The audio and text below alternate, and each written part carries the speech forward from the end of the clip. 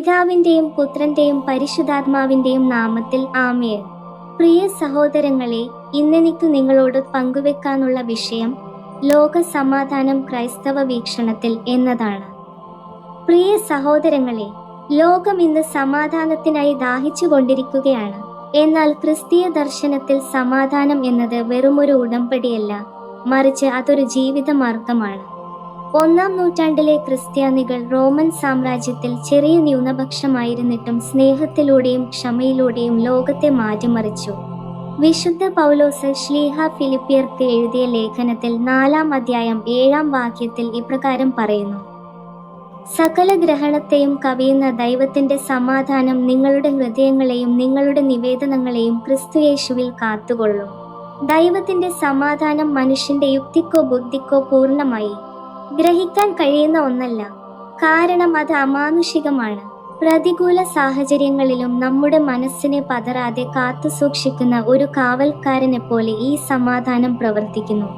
ഈ ദൈവിക സമാധാനം നമ്മുടെ ചിന്തകളെ ശുദ്ധീകരിക്കുകയും ലോകത്തിന്റെ അസ്വസ്ഥതകളിൽ നിന്ന് നമ്മെ വിടുവിക്കുകയും ചെയ്യുന്നു.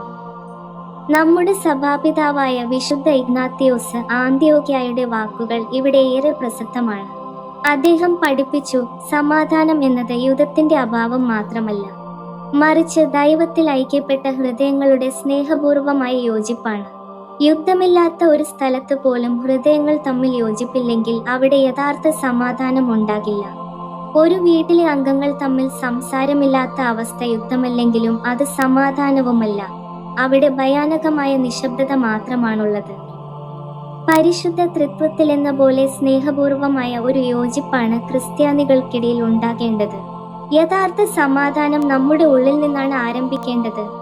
വിശുദ്ധ യാക്കോബ് സെർദേഗാന പറയുന്നത് ഇപ്രകാരമാണ്: നിങ്ങൾക്ക് നിങ്ങളുടെ ഉള്ളിൽ സമാധാനമില്ലെങ്കിൽ ലോകത്തിന് സമാധാനം പകർന്നുകൊടുക്കാൻ നിങ്ങൾക്ക് കഴിയില്ല. ആദ്യം നിങ്ങളുടെ ആത്മാവിൽ ക്രിസ്തുവിനെ സ്വീകരിക്കുക. പലപ്പോഴും നാം പുറത്തുള്ള തിന്മകളെ കുറ്റപ്പെടുത്തുന്നുണ്ടെങ്കിലും നമ്മുടെ ഉള്ളിലെ അസൂയയെയും വെറുപ്പിനെയും കാണുന്നില്ല. ക്രിസ്തു നമ്മുടെ ജീവിതത്തിന്റെ കേന്ദ്രമാകുമ്പോൾ മാത്രമേ നമ്മുടെ ആത്മാവിൽ ശാന്തിയുണ്ടാകൂ. പ്രഭാതത്തിൽ ഉണരുമ്പോഴും രാത്രി ഉറങ്ങുമ്പോഴും ക്രിസ്തുവിനെ ഓർത്തുകൊണ്ട് ജീവിക്കുന്ന ഒരു ആത്മാവിൽ അസ്വസ്ഥതകൾക്ക് സ്ഥാനമില്ല. നമ്മുടെ മറ്റൊരു പിതാവായ വിശുദ്ധ മോർ ഗ്രിഗോറിയോസ് ബാർ എബ്രായ സമാധാനത്തിന്റെ ആഴത്തെക്കുറിച്ച് നൽകുന്ന നിരീക്ഷണം ശ്രദ്ധേയമാണ്. അദ്ദേഹം പറഞ്ഞു, ലോകത്തിന്റെ സമാധാനം നശിക്കുന്നത് ഭൂഖണ്ഡങ്ങൾ തമ്മിലുള്ള യുദ്ധം കൊണ്ടല്ല, മറിച്ച് ഹൃദയങ്ങൾ തമ്മിലുള്ള അകൽച്ച കൊണ്ടാണ്. ആദ്യം ഹൃദയത്തിൽ ദൈവത്തോട് ഐക്യപ്പെടുക. യുദ്ധങ്ങൾ തുടങ്ങുന്നത് ഹൃദയങ്ങളിലാണ്. അത് ദേശീയ തലത്തിലെത്തുമ്പോഴാണ് ലോകയുദ്ധങ്ങളായി മാറുന്നത്. ദൈവവുമായുള്ള ബന്ധം ശരിയാകുമ്പോൾ മാത്രമേ നമുക്ക് സഹോദരങ്ങളുമായുള്ള ബന്ധം ശരിയാക്കാൻ കഴിയൂ. നാം ദൈവത്തോട് വിനീതരായിരിക്കുമ്പോൾ നമ്മുടെ അയൽക്കാരോടുള്ള സമീപനവും സ്നേഹപൂർണമായി മാറും. ക്രിസ്തു തന്നെയായിരുന്നു സമാധാനത്തിന്റെ ഏറ്റവും വലിയ മാതൃക. മത്തായിയുടെ സുവിശേഷം 5-ാം അധ്യായം 9-ാം വാക്യത്തിൽ കർത്താവ് അരുളിച്ചെയ്യുന്നു: സമാധാനം ഉണ്ടാക്കുന്നവർ ഭാഗ്യവാന്മാർ, കാരണം അവർ ദൈവത്തിന്റെ മക്കളെന്ന് വിളിക്കപ്പെടും. സമാധാനം ഉണ്ടാക്കുമ്പോൾ നാം ദൈവത്തിന്റെ സ്വഭാവമാണ് പ്രതിഫലിപ്പിക്കുന്നത്, കാരണം ദൈവം സമാധാനത്തിന്റെ ദൈവമാണ്. പാപത്തിലൂടെ നഷ്ടപ്പെട്ട ഏദൻ തോട്ടത്തിലെ സമാധാനം ക്രിസ്തു തന്റെ വീണ്ടെടുപ്പിലൂടെ തിരികെ നൽകുന്നു. നാം സമാധാനം സ്ഥാപിക്കുമ്പോൾ ദൈവത്തിന്റെ പ്രവൃത്തിയിൽ പങ്കാളികളാവുകയും അവിടുത്തെ പ്രതിനിധികളായി ലോകത്തിൽ നിൽക്കുകയും ചെയ്യുന്നു. വിശുദ്ധ യാക്കോബിന്റെ ലേഖനം 3-ാം അധ്യായം 18-ാം വാക്യത്തിൽ നാം വായിക്കുന്നു: സമാധാനം ഉണ്ടാക്കുന്നവർ സമാധാനത്തോടെ വിതയ്ക്കുന്ന വിത്ത് നീതിയുടെ വിളവ് കൊയ്യുന്നു. സമാധാനം എന്നത് നിഷ്ക്രിയമായി ഇരിക്കലല്ല, മറിച്ച് അത് കഷ്ടപ്പെട്ട് വിതയ്ക്കേണ്ട ഒന്നാണ്. ഒരു കർഷകൻ വെയിലും മഴയും സഹിച്ച് വിതയ്ക്കുന്നതുപോലെ നാം നമ്മുടെ ജീവിതത്തിൽ സമാധാനം വിതയ്ക്കണം. സ്വന്തം ഹൃദയത്തിലും കുടുംബത്തിലും സമാധാനത്തിന്റെ വിത്തുകൾ ഉണ്ടെങ്കിൽ മാത്രമേ ലോകത്ത് നീതിയുടെ വിളവ് ഉണ്ടാകൂ. നാം ലോക സമാധാനത്തിനായി പ്രാർത്ഥിക്കുമ്പോൾ ആദ്യം സ്വന്തം വീട്ടിലെയും അയൽപക്കത്തെയും വിദ്വേഷങ്ങൾ ഇല്ലാതാക്കാൻ ശ്രമിക്കണം.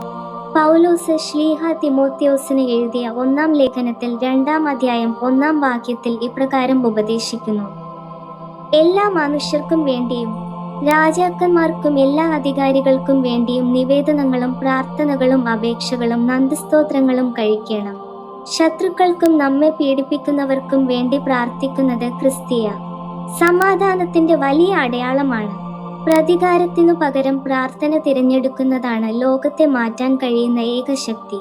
ചുരുക്കത്തിൽ, ക്രിസ്തു വാഗ്ദാനം ചെയ്ത ശാശ്വതമായ സമാധാനത്തിനായി നമുക്ക് ഓരോരുത്തർക്കും പരിശ്രമിക്കാം. നമ്മുടെ വാക്കുകൾ സ്നേഹമുള്ളതാക്കി മാറ്റാനും നമ്മുടെ കൈകൾ ദാനത്തിനായി തുറക്കാനും നമുക്ക് കഴിയണം. ഹൃദയത്തിലെ പകയുടെ ഭാരം ഇറക്കി വെച്ച് ക്രിസ്തുവിലൂടെ ലഭിക്കുന്ന ആത്മീയ ശാന്തി നമുക്ക് സ്വീകരിക്കാം. സമാധാനത്തിന്റെ പ്രഭുവായ കർത്താവ് ലോകത്തെയും നമ്മുടെ ഹൃദയങ്ങളെയും തന്റെ സമാധാനത്താൽ അനുഗ്രഹിക്കട്ടെ. ദൈവത്തിരുനാമം വാഴ്ത്തപ്പെടുമാറാകട്ടെ. ആമേൻ.